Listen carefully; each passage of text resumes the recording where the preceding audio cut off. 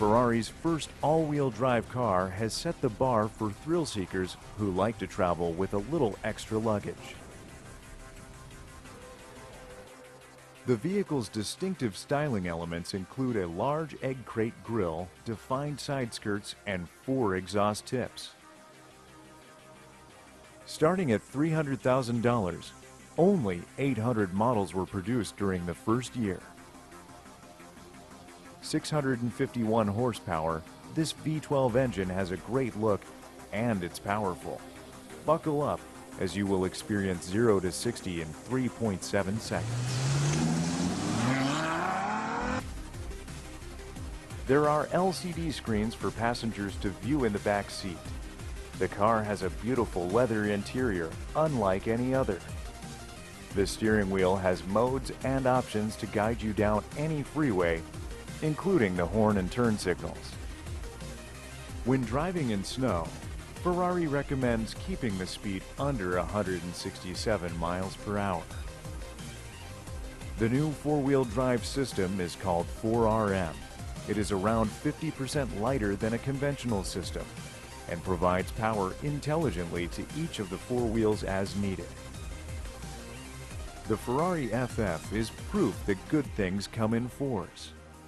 The FF, meaning Ferrari 4, has the largest capacity road-going Ferrari engine ever produced.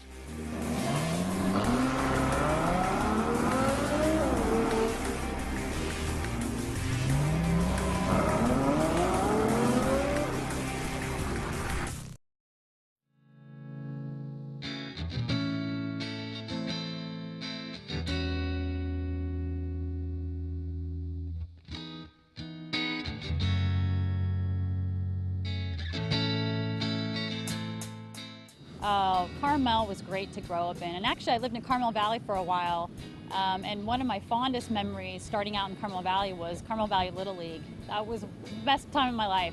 And then my family moved into Carmel and we lived there. I went to Carmel Middle School, Carmel High. I have 2 French bulldogs, 1 boy and 1 girl. The boy's name is Chambéry and the girl's name is Brie, so I had to name, north and south of France. And they're wonderful dogs, wonderful breed, and they're homebodies as well. With the exception of liking to go to the beach, they love to just eat, sleep. Performing arts encompasses the musical theater. From there, I got into acting and training and signed with my first agent in middle school when I was about 13. And you do commercials, you do music videos, industrial, short films, that kind of thing. And I realized I really liked being on set. And so I spent a lot of time in front of the camera, just kind of honing those skills. And then, I think in the entertainment industry, if you're looking at longevity, you need to diversify your skill set. And so I started becoming really interested in the production end of things, like being executive producer. I mean, that's a very vast job on the set. It's a small word, but producers, they tie it all together, bring it all together, bring everybody together. But there really is nothing like live performance. So I still love to perform before a live crowd, a live audience. I still do national anthems for pro games or endurance sports or local programs. I still in the music production sector as well. I got into triathlon a couple years ago, and I think people look at the runners that are running half marathons and marathons or even ultra marathons beyond the 26.2 mile distance, and they see triathlons and they think we're crazy. And I think a good part of us, a good group, a percentage of us, I mean, we are crazy for doing 3 sports because 1 is not enough. So it was something that I found that offered a challenge for me as an adult. I've always been athletic, and I think as you get older, you find that there are less forums for you to compete in. So it's a really great athletic endeavor to participate in, and it's difficult. Growing up, singing was a true passion for Jody. She explored this passion by forming a band called Essex. Not only is she an accomplished singer, she's also a pilot. Acquiring her pilot's license was a huge accomplishment and something she worked hard for. When she's not singing or flying, Jody finds herself on the golf course where she focuses on lowering her score and enjoying the fresh outdoors. However, nothing could have prepared Jody for what life threw at her next. It was my 25th birthday, just after my 25th birthday actually, and I was diagnosed with lymphoma at the time. And this was actually the fourth doctor that I had visited that finally diagnosed me correctly. I'd been to 3 other doctors, 3 other physicians, and had been misdiagnosed. Nobody could really figure out what it was, and they gave me kind of every excuse, every diagnosis under the sun except cancer. So at one point, when I lived in Napa, I went to a physician there and a general surgeon, and I said, take the lumps out that I found. You know, I know there's a certain order and protocol to removing these things, but let's do a biopsy. Let's just get it done, get them out. So I went in for surgery the next morning at 6 a.m. and they removed all of the lumps and the tissue that they could find, that the surgeon can find. I was in treatment for about a year, and you're typically considered in remission after a 5-year period. So for my 30th birthday, I celebrated. Celebrating my dirty 30, but also I was cancer-free at that point, so it's been 5 years. Oh geez, one word to describe me: fearless. Fearless is the word. I think that's the best way to approach life. Anything you do in life, anyone you meet in life, you need to be fearless. You know, you're gonna have bumps in the road, you're gonna have adversity, you're gonna have obstruction, you're gonna have that sturdy brick wall even, but you have to find a way to get over it, get under it, get around it, get through it. And the only way you can do that is being fearless. You know, take that risk. Always take a risk. I'm a total risk taker. I know you can fail. Anyone can fail and you're gonna fail, but that's how you get up and get better and just keep on moving.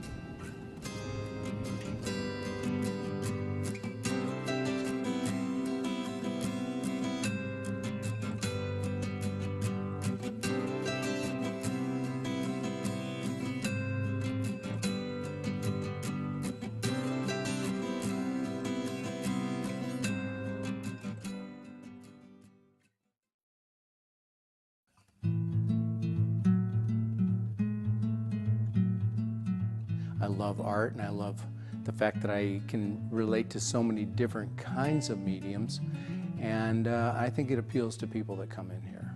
It's a combination of the artists that I have chosen and have chosen me to show their work. It's a rather eclectic mix. I kind of have to do what I call salon style, which means that a lot of work is up. People can see a great deal of varied work at one time, where if you were to go to San Francisco or New York, you might find one artist is going to be having a show that's up, and so if you like his work, that's great, but if you don't, then you're stuck looking at a show that doesn't really appeal to you. And if you come in here, what you're going to see is a lot of really varied work. So hopefully the people that come to this community as tourists are going to find something they can relate to. I have a number of people, but I think our most famous local artist is a man named David Laguerre. He has been showing in New York for many years. He's been shown in London. He's going to be having a major retrospective at the Crocker next year in 2015 that will have a book, and that show will travel to about 3 different museums. So he's probably our most high-profile artist. David uses this wonderful late afternoon light. It rakes across the landscape, it rakes across his still lifes, and it's a particular kind of light. He really gets that California light, but it's the afternoon light, and he uses that in his work. Malin Lager was a treasure that was turned on to me and to the Monterey Museum about the same time. And she's been a woman who's been living in this community for quite a number of years. She spends half her year in Sweden and half her year here. And she's been doing the most amazing work. She's had numerous museum shows in Sweden and now has had one here. Does portraits, friends, herself, her daughter. But what makes it amazing is when you look at these pieces, you might assume that they're just paintings, and they're not. They're all stitched on a sewing machine, kind of free-handed in a certain kind of way, and then stretched later. But incredible technique and just breathtaking when you see them in person. William Warren and his subject matter, which I think is the most important part of his story, he's been tackling farm workers and the people in the field that we see so often when we're driving around, and somehow we kind of underestimate who these people are, and they're real people. He captures them, he gives them a human face and element, and it becomes much more. I think we get kind of glazed over because we're so used to seeing people working in the fields from this area, but he's really made them into people that we look at and go, oh, that's somebody I might recognize. I have a man named Michael Furman who every year during concourse shoots and comes out here. He has done a number of car collections for people all over the country and all over the world. One of Michael's assistants was rehearsing a two-person play in what was the location of the Palladium. The Palladium came after Studio 54, which closed. The two guys went to prison. When they got out, they opened the Palladium. And this Rolodex, which is a double Rolodex, is a virtual who's who of everybody who was anybody in New York City at that time. It's got the rock and rollers, it's got the fashion people, it's got artists. It's just this incredible combination of, if you were there, you're in the Rolodex. Ethan grew up around here, and his parents had what is now Stone Pine. It was the Russell Ranch. He went over to England early on and started hanging out with the Stones and the Beatles, and was able to kind of just be there very quietly and got some great shots of all these people in their kind of natural habitat. He credits the fact that he had some hunting background, and he was able to be very still and was able to just be there without interrupting their lives, and so they let him in. And we have amazing pieces. There's an image of John listening to the White Album for the first time. I met Gwen, I think it must have been at least 8 or 10 years ago, and I had seen her work in a magazine and just decided to call up and see if I could get some, because I do. I'll call artists up and see if they're available. And I think she was kind of taken by the whole thing and gave me some work. And since that time, we've sold quite a number of pieces. She works in bronze. She does her animals. They're very pared down. They have a kind of rather Egyptian quality to them. But they have this essence that I think a lot of people kind of miss when they're doing animal sculpture, but she just captures that movement and the feeling, and particularly I think her big cats are just stupendous. 3 years ago, Peter's wife and mother-in-law came in the gallery and said, hey, what do you think about doing a tasting bar in the gallery? And it's like, you know, that's a great idea. And so Peter has come in and set up a beautiful bar, great wines. I had the opportunity to come into Chris's art gallery about 3.5 years ago. And it's a wonderful symbiotic relationship that we have. I have a couple different Chardonnays and a couple different Pinot Noirs, as well as a Syrah. Everything is Monterey based, northern Monterey in particular. So I'm just trying to isolate and showcase the differences between the microclimates that Monterey has to offer. I am right downtown, probably on the best block, which is Dolores, between Ocean and 7th Avenue. I like this block because it does have about 5 restaurants. It has several tasting bars, including the one that's in here. It's very wide, sunny, and it's a nice combination of different businesses all in one block.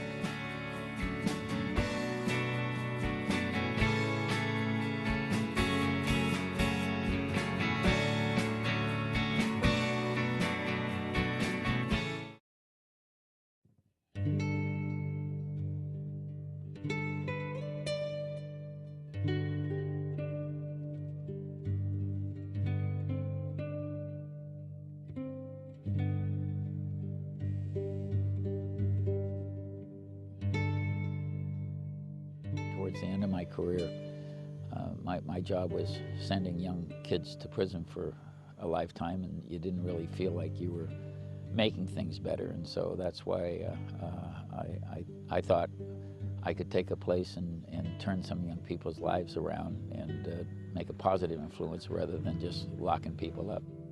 The property laid here dormant for about 20-25 years, and it was basically a dump site for the county. And so I kept trying to resurrect the property and start a program here. So I worked with a member of the Board of Supervisors, and we were able to convince them to give me a shot at taking over the property and resurrect it as we did.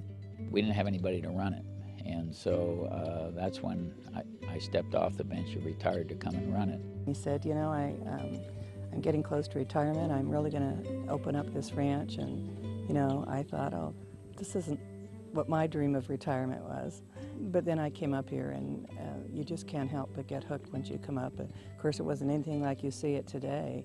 Everybody said we couldn't do it. My own feasibility study said it was impossible, but it was all the businesses and the agriculture, but a lot of the construction business that came and donated their time and their labor and their money to turn this place around. So we ran it on a shoestring for 3 or 4 years. It's kind of a unique campus. I don't think there's anything quite like it anywhere in California or the United States for that matter. It's a private-public partnership. We partner with the county in many of things: probation, behavioral health, county education.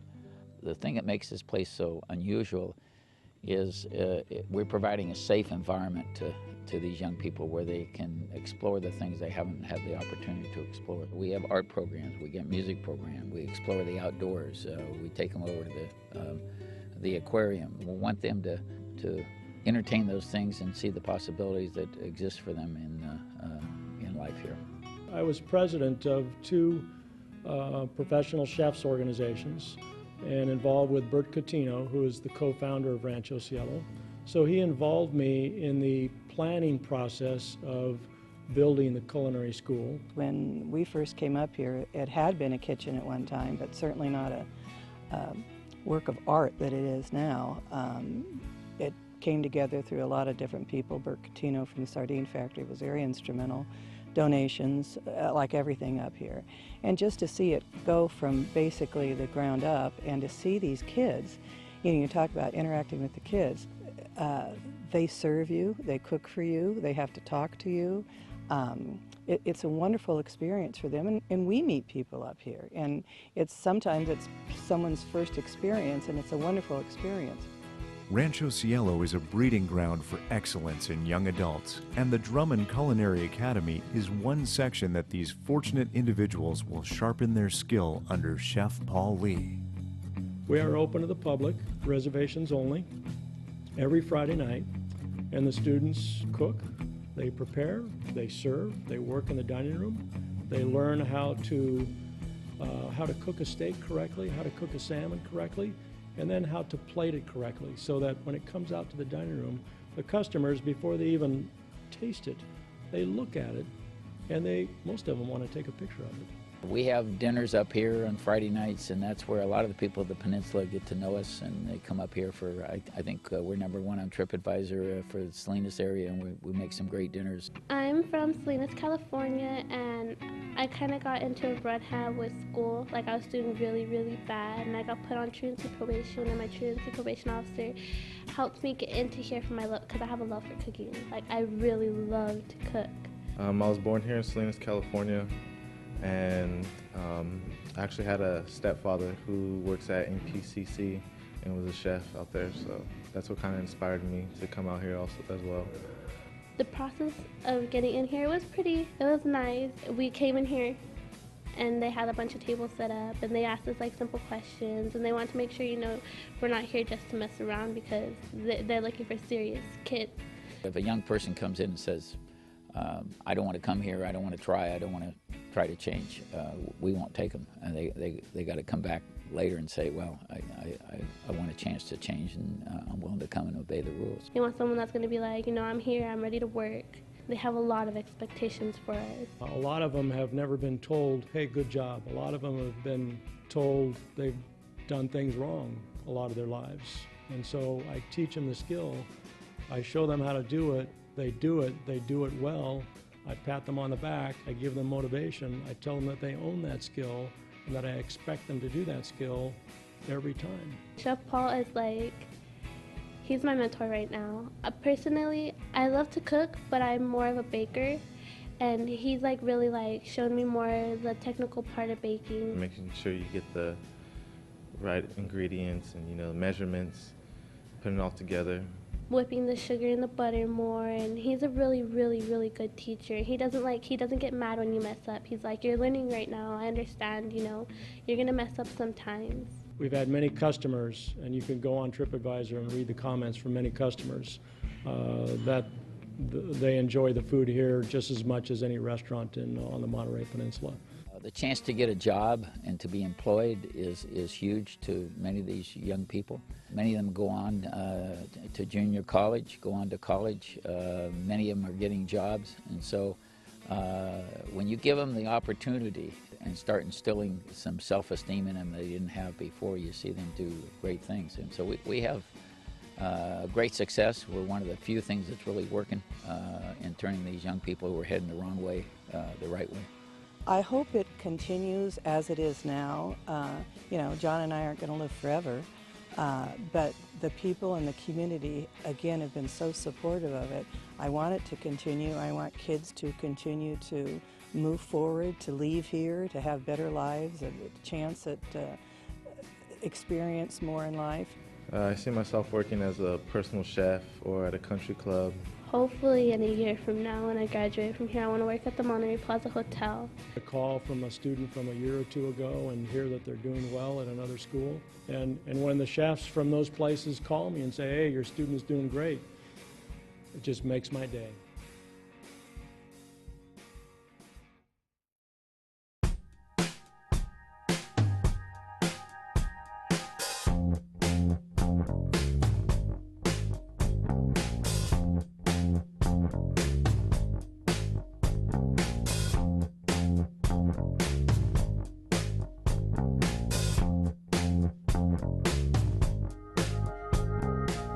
Wingtip is at 550 Montgomery Street at the corner of Clay in downtown San Francisco, right across the street from the Transamerica Pyramid.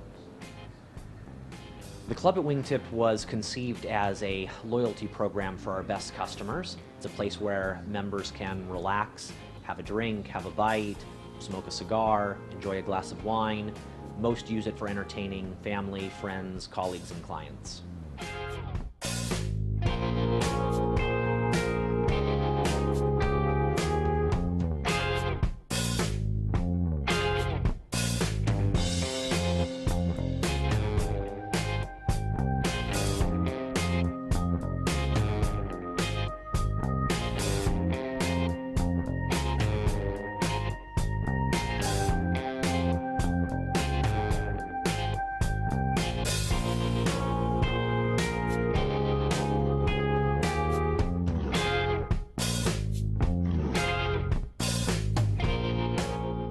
Wingtip is comprised of 4 floors in the National Historic Landmark space of the Bank of Italy.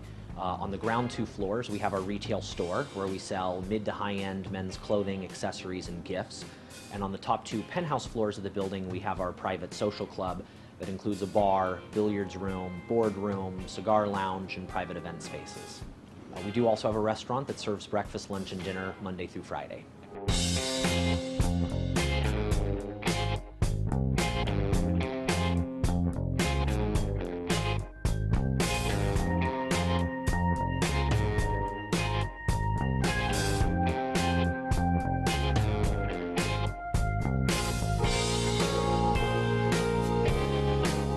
You know, when someone asked Howard Schultz what it was about Starbucks that made it Starbucks, his answer was everything.